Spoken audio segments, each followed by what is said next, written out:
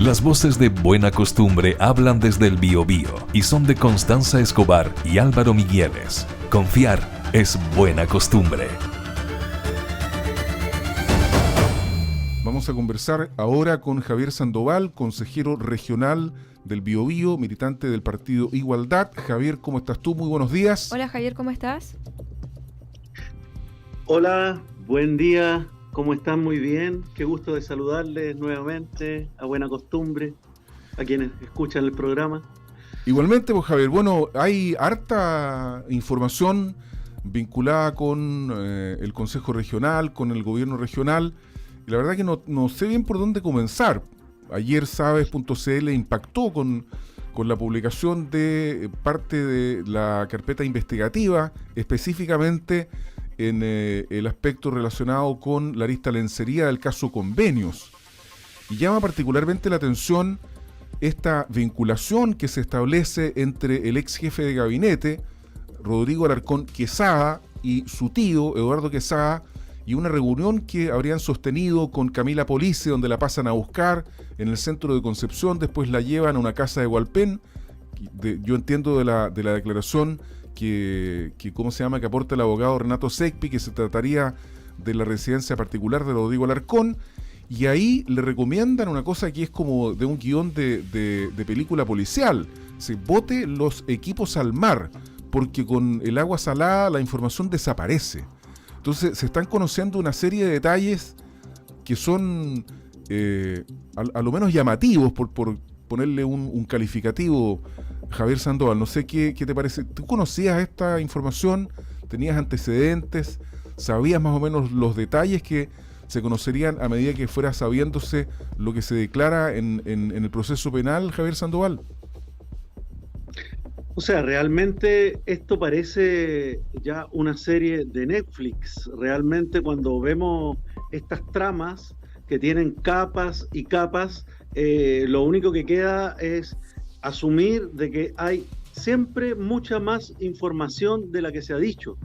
Y sorprende de que todo este tipo de antecedentes vayan llegando gracias a la investigación periodística, gracias a que tenemos todavía también periodismo investigativo y valiente, digamos, en la región, que logra escarbar y encontrar otros antecedentes, porque por los canales oficiales, por los canales incluso de las entidades investigativas, todo demora mucho o llega muy parcelado. Y en el caso de las solicitudes de información que hemos hecho y que hacemos permanentemente al interior del gobierno regional, realmente, tal como lo vengo diciendo de larga data, digamos, hay obstruccionismo, hay información incompleta, hay información que lo que busca es desviar la atención y no responder lo que se pregunta, y ya nos vamos encontrando o acostumbrando a un lenguaje que parece que, en vez de querer develar la realidad, lo que busca es ocultar la realidad y responder de acuerdo a lo que más acomoda, digamos, a las ¿cómo se llama?, a las ambigüedades o a las zonas grises, digamos, que puede haber en la normativa, y aprovecharse en definitiva de la normativa existente para poder burlarla y poder seguir manteniendo este manto de sombra sobre estas prácticas oscuras que hablan de un funcionamiento realmente mafioso de parte de entidades y responsabilidades, responsables, tomadores de decisiones de la más alta jerarquía en la región del Biobío. Sí, a propósito de lo mismo, Javier, disculpa que te interrumpa, el jefe superior del servicio, que le llaman, es el gobernador regional Rodrigo Díaz, en el gobierno regional. Y a mí personalmente me llama la atención que de declaraciones que se han conocido en prensa, particularmente que ha publicado Sabes.cl, y también ahora de esta conocimiento de la carpeta investigativa de la lista de lencería del caso Convenios, hay dos oportunidades en las que el gobernador, que se sepa, digamos, ha reconocido que no sabe bien qué es lo que firma. El primero es la red Cultivarte, dice que entre tanto 3.000 papeles, en realidad, recuerda que Contraloría le dice que no debió firmar este convenio porque estaba gerenciando la Red Cultivarte una persona que había sido colaboradora en su campaña por la que fue elegido como gobernador regional. Y en el caso de la Fundación En Ti, firmó sin saber bien lo que era. Digamos, el problema es que las firmas costaron harto caras, porque estamos hablando de 500 millones de pesos, más o menos, son fondos públicos. ¿Cuál es el juicio que tienes respecto de estas declaraciones, el juicio político me refiero, respecto de estas declaraciones de la primera autoridad de la región del Biobío? A mí me parece que no son aceptables porque si vamos haciendo el rastro de todas las evasivas y las justificaciones y los pretextos que ha manifestado el gobernador a lo largo de todo este proceso, nos damos cuenta de que o hay complicidad o hay inoperancia. Porque sabemos que se tuvo que enterar, por lo menos por la prensa, de autodenuncias que se había hecho el responsable legal de la Fundación En Ti, pero no queda establecido desde cuándo sabe que estas cosas estaban ocurriendo. Y lo que sí hemos visto es que no se actuó para intervenir e interrumpir este tipo de situaciones.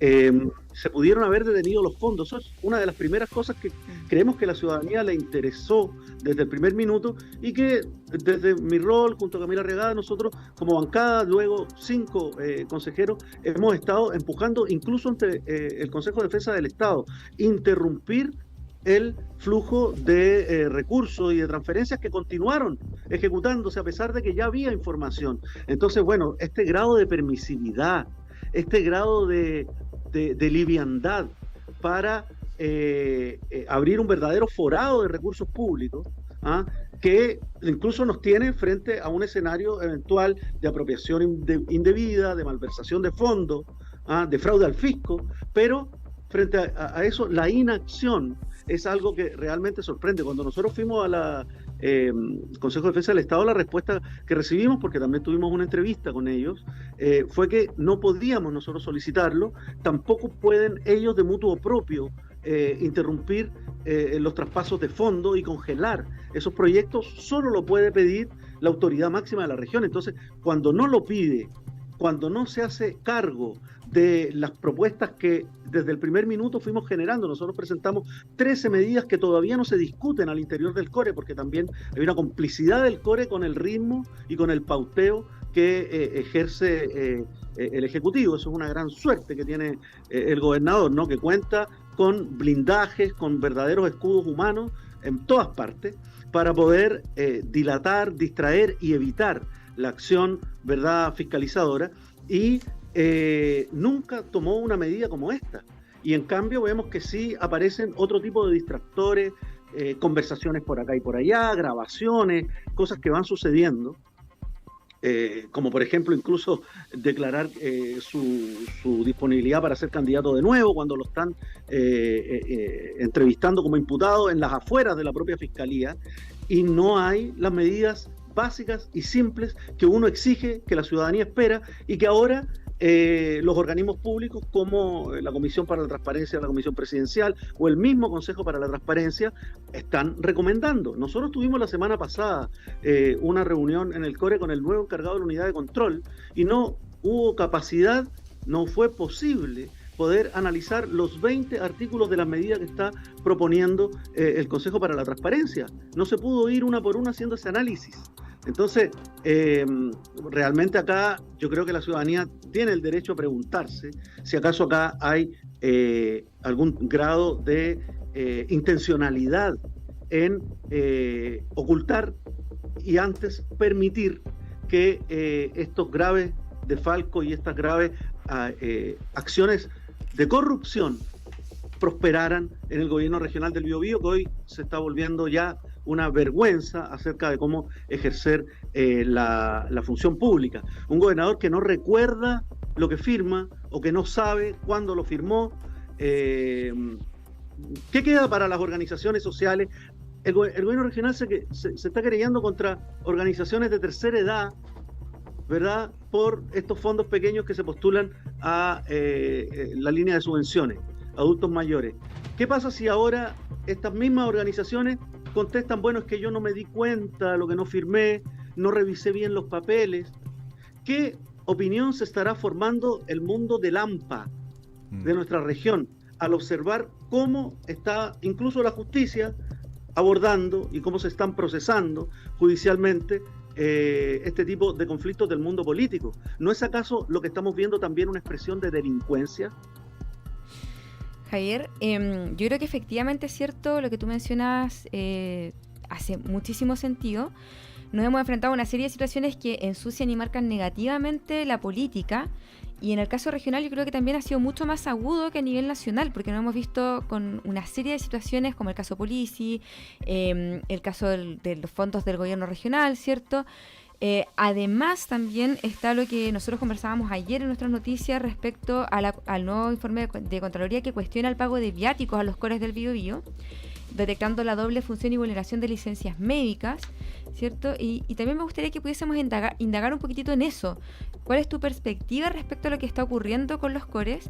Y también cómo esto nos afecta de cara a las próximas elecciones.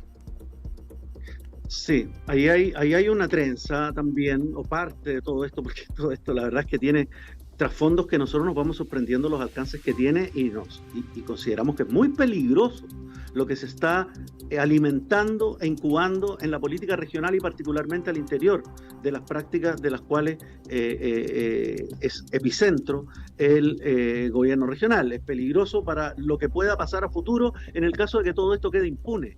O sea, la descomposición de la política de la que ya venimos, acá está encontrando un afrecho que digamos que le va a hacer posible desatarse de una manera que después va a ser muy difícil controlar y muy difícil de revertir. Y dentro de ese mecanismo nosotros vemos el comportamiento de un Consejo Regional del Biobío que renunció a fiscalizar. Como digo, nosotros hemos sido 5 consejeros los que nos atrevimos, con todos los costos que eso tiene, a enfrentar esta máquina, y donde el gobernador en distintas instancias, en distintas tribunas, ¿verdad?, muy connotadas y con muchas influencias, y también de parte de consejeros hemos visto que se señala que hay 23 consejeros, la enorme mayoría, que lo respaldan. Y eso nadie lo ha desmentido. Entonces, cuando vamos viendo cuáles son el trasfondo de esta armonía, de este consentimiento a el modus operandi que se ha dado en el gobierno regional, nos encontramos con los viajes. Oye, Javier, disculpa que te interrumpa, lo que pasa es que uno recuerda las sesiones, las que se lograron hacer después de el destape por parte de los medios de la lista de lencería, fundamentalmente, y uno recuerda que ahí hubo algunos consejeros y consejeras que manifestaron que ellos iban a esperar los informes de Contraloría para poder tomar decisiones respecto de el gobernador regional Rodrigo Díaz. Entonces, ¿ha cambiado en algo la actitud de tus colegas consejeros regionales o no? Ahora que Contraloría ha emitido este tipo de informes y ha hecho prevenciones específicas respecto del gobernador, como por ejemplo que no debió firmar el convenio de la red Cultivarte, ¿ah? Entonces, y además no hablan. O sea, es que justamente es un mundo paralelo donde, en la medida que somos minoría los que hemos hecho ejercicios de fiscalización, simplemente se hace como que no ha pasado nada. Impera una actitud de mucha hipocresía en el momento de ejercer fiscalizaciones. Recordemos que hablamos de comisiones fantasmas, decíamos nosotros, la comisión de fiscalización, que solo operó para perseguirnos, a nosotros, a Camila Regada, a mí, para quitarnos incluso responsabilidades porque estábamos haciendo estas denuncias, y nunca para abordar a fondo los temas. El de Red Cultivarte, que es el que ahora mencionas, Álvaro, donde se dice desde Contraloría que Rodrigo Díaz simplemente incurrió en una actividad que podríamos interpretar como ilegal, de haber estado recomendando y financiando, ¿verdad?, una entidad donde tenía lazos de subordinación, lazos de campaña, y que es lo que hace que todo el mundo pueda y tenga también derecho a preguntarse si acá esto no se convierte en una máquina de devolución de favores electorales o incluso de beneficio personal, si es que hay o no negociación incompatible con estos pagos de favores políticos y todas esas cosas que la justicia tiene que establecer, pero donde el CORE tiene un rol también, y ese rol renunció a cumplirlo desde el primer minuto. Y no solo están los viajes, sino que también están los lobbies que se hacen en función de proyectos, o simplemente de la visibilidad que entrega, de la miel que proporciona recibir y estar en ese chorreo de visibilidad que da el acompañar a un gobernador que hasta hace poco, digamos, aparecía repartiendo recursos en muchos lugares, pero gran parte de esos cores, una buena parte de esos cores ya no están. Sí, fueron, nosotros los interpelamos antes de que se fueran, a que firmáramos, ¿verdad?, comisiones para fiscalizar, a lo cual se negaban, para que fuéramos al Tribunal Electoral Regional, a que dieran una opinión, a que exigieran información, y esas cosas no ocurrían, y ahora vamos viendo que el informe de Contraloría también compromete acciones que faltan a la probidad en el propio Consejo Regional, donde, por ejemplo, se da esta situación de las horas no trabajadas, ¿verdad? Sí. Todas esas cosas que se naturalizan allí, que cuando uno las señala, parece que estuviéramos atentando contra el organismo público, que queremos destruirlo, que nos levanta, así se nos ha dicho, se me ha dicho, que me levanto en la mañana pensando en cómo destruir el gobierno regional. Bueno, hay otros que se levantan en la mañana pensando en cómo ganarse la plata sin trabajar. Oye, y así vemos que se suman las horas. Javier, ¿no? Chilenos de primera eso parecieran ser los verdaderos chilenos acá, porque no tienen que cumplir con esos requisitos que tenemos que cumplir los demás cuando ejercemos otro rol público. Yo falto a las clases que también me toca impartir y se las pagan al docente que me reemplaza, yo las pierdo, y así tiene que ser.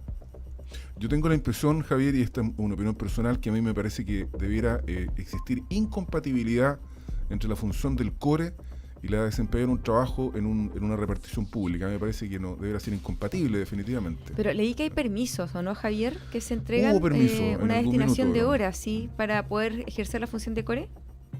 Hay una naturalización que se trata de agarrar, y así lo escuchamos también en la última sesión. No, es que ahora cambiaron las reglas porque había 12 horas que teníamos para poder ausentarnos de nuestros trabajos como funcionarios públicos, porque son funcionarios públicos, no en mi caso, en varios otros.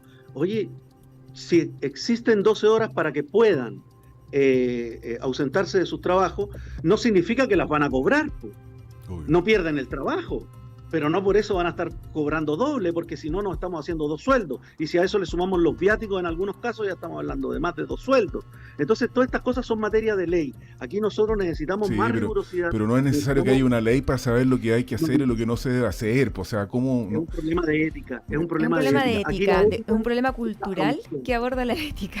Oye, a mí me gustaría, desgraciadamente terminamos el tiempo destinado a esta conversación, Javier Sandoval, pero a mí me gustaría agregar un elemento más a la discusión, y es que a pesar de todo lo que ha pasado, tengo la impresión de que desde el gobierno regional se continúa actuando con poca prudencia y con poco pudor. ¿Por qué estoy diciendo esto? Fundación Procultura, titular del diario La Tercera, del 15 de agosto, respecto de la Fundación Procultura: pintar fachadas, turismo creativo y ayuda contra el suicidio, los diversos rubros de Procultura, la fundación con más convenios en la mira de Fiscalía. ¿Y sabes quién tenía la dirección del evento paralelo al REC, el REC Pro? ¿A quién se le asignó? No, ¿a quién? A la Fundación Procultura. Y esto es de ahora, de octubre del 2023. O sea, es, como le gusta decir al gobernador, ex post a todos los escándalos, no ex ante. Entonces, sí. ¿Tú sabías, Javier, o no? No tenía ese dato, pero sí hemos ido recabando de que aquí hay varios nichos. Entonces, donde se produce concentración de influencia y donde a nosotros nos sorprenden a veces los montos y la facilidad con las que se adjudican las licitaciones, las responsabilidades, las ejecuciones de proyectos. Creemos de que hay mucho escarbar. Nosotros hemos estado mirando el foco, por ejemplo, una corporación empresarial como Desarrolla BioBio, que estamos en Contraloría haciendo reposiciones permanentemente, pero también vemos que en el ámbito de la cultura también hay situaciones complicadas que requieren una mayor investigación. Por lo tanto, necesitamos acá mucha más colaboración, bueno, de el periodismo investigativo, de las autoridades públicas, de la gente del mundo de la cultura y del mundo de la innovación social en general, para repensar los marcos en que se tienen que mover los fondos, cómo se deben recuperar los fondos perdidos, pero también ejercer una forma mucho más austera, mucho más criteriosa y pertinente de distribución de los recursos. Hay que recuperar aquello y hay que recuperar también el gobierno regional. Yo quisiera hacerle un llamado a la ciudadanía también, a que tomemos conciencia y nos compenetremos con lo que está en juego. Son los recursos y es la institucionalidad. Es la posibilidad también de una descentralización efectiva. Es la fe pública. Y ahí necesitamos sumar fuerzas para recuperar esa institución que en este momento se está perdiendo en una descomposición que ya parece no tener fondo. Gracias, Javier Sandoval, por estar con nosotros esta mañana. Javier, que estés muy bien. Las voces de Buena Costumbre hablan desde el Biobío y son de Constanza Escobar y Álvaro Migueles. Confiar es buena costumbre.